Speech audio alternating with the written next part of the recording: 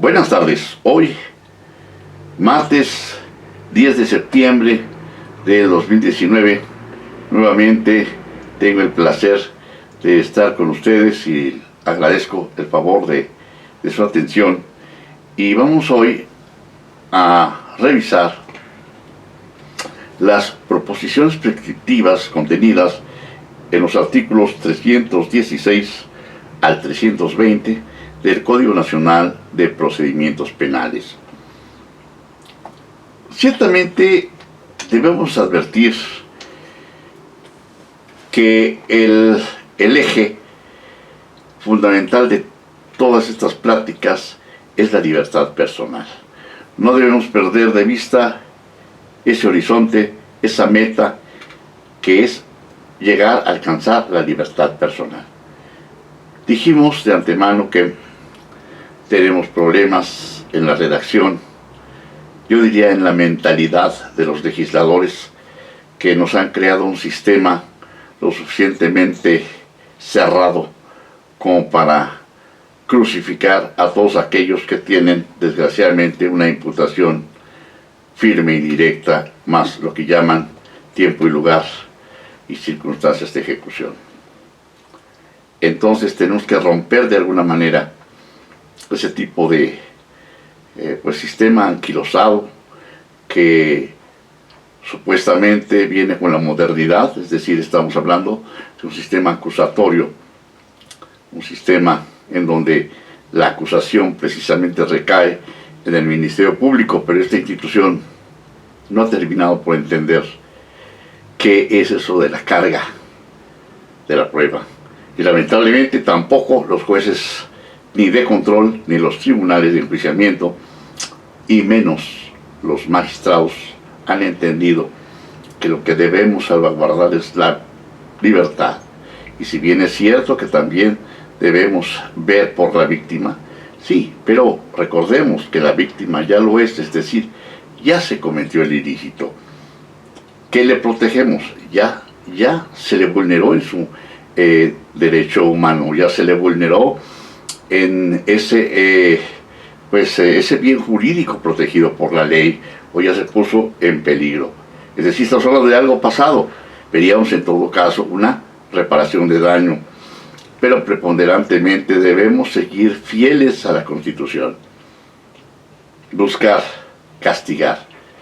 No es castigar, yo diría, educar, o reeducar más bien al culpable y proteger al inocente. Es decir, estamos en un sistema en donde todavía se sigue castigando a una persona sin saber si es culpable o es inocente. Entonces, no perdamos de vista ese objetivo que perseguimos y entramos entonces al artículo, decíamos, 316, que es el tenor siguiente. Dice: el juez de control, a petición del agente del Ministerio Público, dictará el auto de vinculación del imputado a proceso, siempre que, vamos a ver los requisitos. 1. Se le haya formulado la imputación. Segundo, se haya otorgado al imputado la oportunidad de declarar. Tercero, de los antecedentes de la investigación expuestos por el Ministerio Público se desprendan datos de prueba que establezcan que se ha cometido un hecho que la ley señale como delito y que exista la probabilidad de que el imputado lo cometió o participó en su comisión. Se entenderá que obran datos que establecen que se ha cometido un hecho que la ley señala como delito cuando existan indicios razonables que así permitan suponerlo. Y cuarta, que no se actualice una causa de extinción de la acción penal o excluyente del delito. Dijimos, creo que en una cápsula pasada, que no debemos perder de vista que esto del famoso hecho que se considera como delito no es otra cosa más que el tipo penal. Es decir, deben reunirse los requisitos del tipo penal para que se dicte un auto de vinculación al proceso. Eso lo dejo ahí a la consideración de ustedes, porque tal vez así a primera vista no se entienda esto. Es decir, repito, la fracción tercera como requisito, nos establece los datos de prueba que establezcan que se ha cometido un hecho que la ley señale como delito y que exista la probabilidad de la participación. Entonces, yo diría, traducido a un lenguaje técnico jurídico, hablaríamos, repito, de tipo penal y probable participación. Continuamos con el párrafo siguiente. El auto de vinculación a proceso deberá dictarse por el hecho o hechos que fueron motivo de la imputación. El juez de control podrá otorgarles una clasificación jurídica distinta a la asignada por el Ministerio Público, misma que deberá hacerse saber al imputado para los efectos de su defensa. Entonces aquí simplemente corregimos que no se dice clasificación, sino calificación. Es decir, cuál fue el tipo penal por el cual se está acusando a una persona, se está imputando un tipo penal determinado o la actualización de ese tipo penal con su conducta. Luego dijimos en la cápsula precedente, el proceso se seguirá forzosamente por el hecho o hechos delictivos señalados en el auto de vinculación a proceso. Si en la secuela de un proceso apareciere que se ha cometido un hecho delictivo distinto del que se persigue, deberá ser objeto de investigación separada, sin perjuicio de que después pueda decretarse la acumulación si fuere conducente. Aquí tiene que hacerse una interpretación verdaderamente detenida, porque esto se antoja como una burla hacia el ciudadano. Repito, tal vez muchos no se hayan percatado de ello, pero vamos a verlo, como dicen, con lupa. Dice, el proceso se seguirá forzosamente por el hecho o hechos delictivos señalados en el auto de vinculación a proceso. Pregunta, ¿podría cambiarse el hecho? Es decir, un hecho, un homicidio, ¿podría cambiarse? Podríamos decir que no fue homicidio, sino fue violación. O una violación, podríamos decir que fue un abuso de confianza. Es ridículo esto. ¿A qué se refiere? ¿O cuál es la teleología de esta disposición? Estamos con la idea de crear una certeza jurídica. Es decir, la redacción que ahora se maneja, que acabo de leer, es verdaderamente, dirían los jóvenes de hoy, chistosa. ¿Por qué? No podría cambiarse el hecho, esto es imposible. A lo que se refiere, o a lo que debe referirse esta proposición, es a que no debe cambiarse la calificación. Es decir, si se dijo homicidio simple intencional, tendrá que ser homicidio simple intencional todo el procedimiento, durante todo el proceso que se lleva a cabo. Es decir, como se verá en su oportunidad, en los alegatos de apertura, se dice que el Ministerio Público puede cambiar, el pésimo término dice, la clasificación. Repito, quiere decir la calificación. ¿Qué tipo penal? Pero se le está permitiendo al Ministerio Público que cambie esa denotación. Y aún más, dice, en los alegatos de clausura también se le permitirá cambiar esa denotación. ¿Qué significa esto? Que me están dejando al inculpado, al procesado, en pleno estado de indefensión, porque toda la defensa se perfila hacia un tipo penal determinado. Y resulta que en un momento como es el auto, como es el alegato de apertura o el de clausura, olímpicamente el Ministerio Público tiene que reconocer que se equivocó y va a cambiar la calificación. Esto es verdaderamente absurdo y yo diría, sobre todo, violatorio de derechos humanos. Hay un principio lógico ontológico que dice que las cosas no pueden ser y dejar de ser al mismo tiempo y bajo el mismo aspecto. O es o no es. Si se dijo desde el principio que es fraude todo el proceso se llevará por fraude. Si al final se dan cuenta que fue abuso de confianza, eso fue una equivocación terrible del Ministerio Público, pero deberá otorgarse la libertad al imputado. Esto desde luego no es sencillo. ¿Cómo podría defenderse? Esto tendrá que defenderse, yo creo, solamente a través del amparo, porque no creo que el juez de control o el tribunal, sobre todo el tribunal aquí sería, porque ya quien conoce de los alegatos de clausura y de apertura es el tribunal y no el juez de control. El juez de control va a conocer una etapa previa, me refería yo a la acusación. Aquí lamentablemente también permite la ley que el Ministerio Público cambie la acusación, es decir, cambie la denotación del tipo penal. Ya se fijó en el auto de vinculación a proceso. Insisto, debe seguirse con toda la secuela del proceso.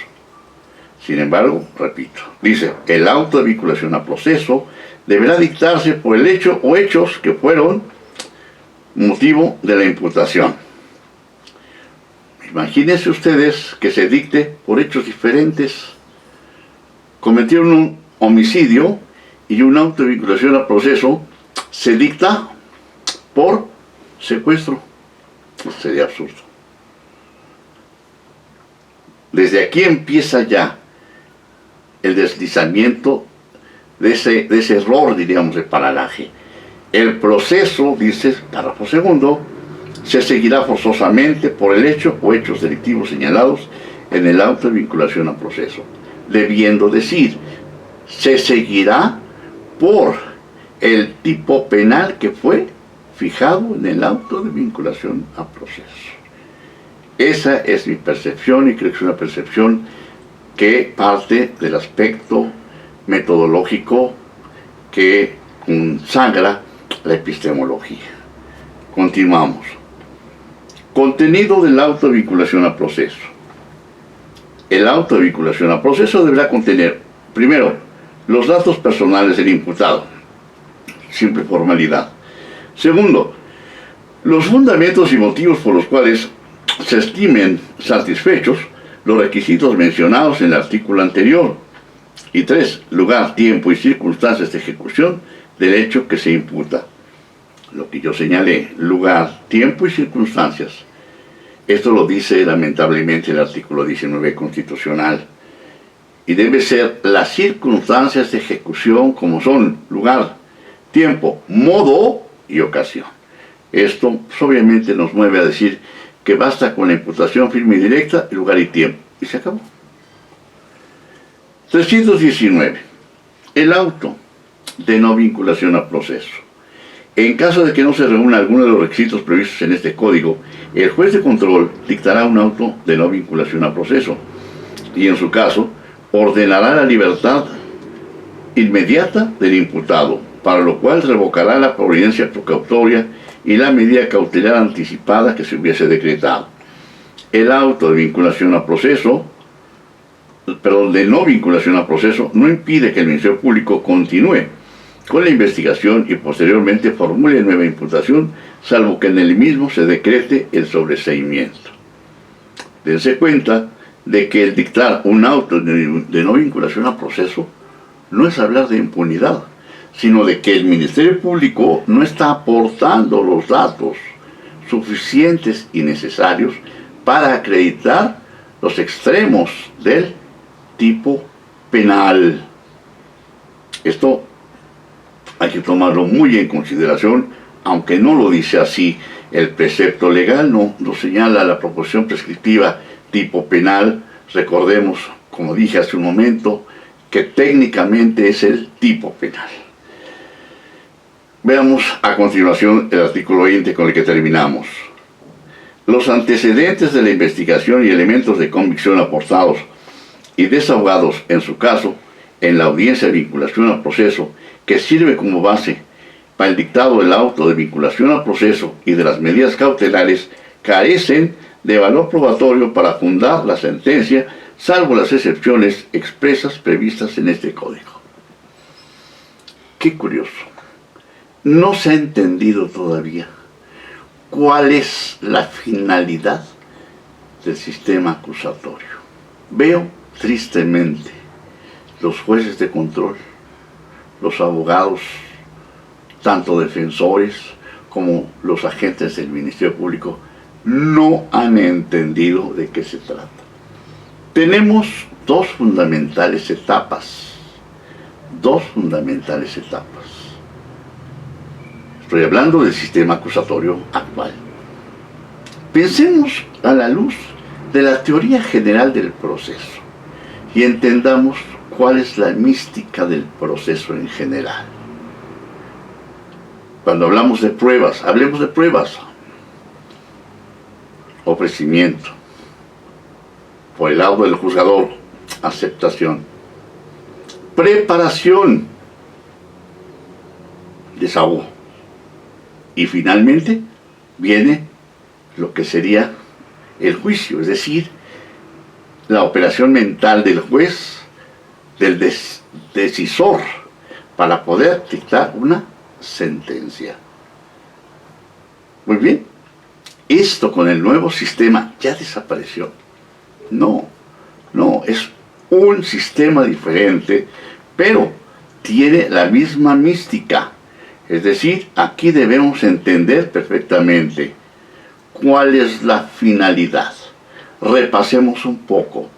Flagrancia, caso urgente, eso dice el agente del Ministerio Público. Pide audiencia, se concede audiencia para, en su caso, ratificar si existe o no flagrancia o caso urgente. Si el defensor demuestra no que sea o no caso urgente, no si es o no es flagrancia, porque esto no es parte del delito, sino de que no existe la comisión del delito. Es decir, no existe, no se actualiza un tipo penal, o bien, actualizándose un tipo penal, no existe la participación de la persona detenida. Automáticamente se le va a dejar en libertad. Pero el Ministerio Público puede seguir investigando, es decir, se le deja con las reservas de ley. No queda totalmente absuelto, salvo que hubiera un sobreseimiento. Muy bien. Primera oportunidad. Segunda oportunidad. No se trata de flagrancia o de urgencia, o si se tratara de flagrancia o urgencia, que sería un caso aparte. Sin embargo, vamos a pensar que la defensa no sabía o no tuvo los elementos suficientes para acreditar que había, por ejemplo, una causa de justificación, una equivocación, qué sé yo. Y entonces tenemos una oportunidad de ofrecer datos de prueba o pruebas en tratándose, como dice el código, de delitos graves. ¿En dónde se presenta esto? En la ampliación del término constitucional. Dado el tiempo tan limitado, las circunstancias no permiten que haya una prueba o medio de prueba, o más bien un dato inclusive que nos permita confirmar que una persona o no cometió el delito, o no participó en él, o no se actualiza el tipo penal. ¿Cuál es la tercera oportunidad, si lo estamos viendo desde esta perspectiva? Cuando se realiza lo que veremos en la próxima sesión, que es la investigación complementaria. Esto lo veremos con más detenimiento, pero quiero que se entienda cuál es la finalidad, porque hay personas, obviamente el Ministerio Público, que llegan a la aberratio juris de decir: es que no es el momento procesal oportuno. No, pues entonces que se joda, que se vayan al juicio oral. Y hasta aquí, por hoy, terminamos y les agradezco mucho su atención. Que tengan una magnífica semana. Muchas gracias.